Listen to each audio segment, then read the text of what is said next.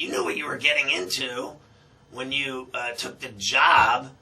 Who wouldn't want to coach at Auburn? They lost in the Outback Bowl. Gordon ran roughshod all over his defense. I heard him crying the other day. He's only got like 8 guys back. Listen, this is the price you pay. Like, he knew what he was getting when he took that job, and he knew what he was going to be up against, and he knew that his neighbor down the street was who he had to worry about.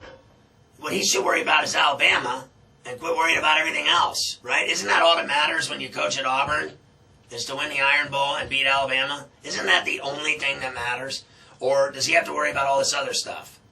He should worry about that first and foremost, and I think that he should worry as well about winning conference games. I think, every week is tough, but that's so ridiculous to me. I hate to say it. Now, I don't agree with Dennis Dodd.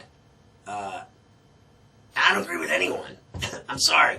Everywhere you look, in my opinion, college football is tough every week, everywhere. He's essentially saying, that, in not so many words, that the SEC is all that matters, and that all the top 25 teams are in there anyway, and they have it rougher than everybody else because they have to play all these hard games against good teams that are ranked.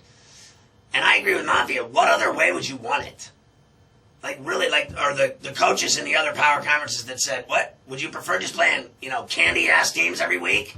Would you prefer playing soft tissue? You want to play the Little Sisters of the Poor every week? Everybody lines up those first 2 or 3 goats on their schedule, and then they play conference football, right?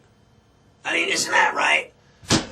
So every conference is tough. Every game is tough. You play 2 games that are pansy-ass every year, and then everything else is tough.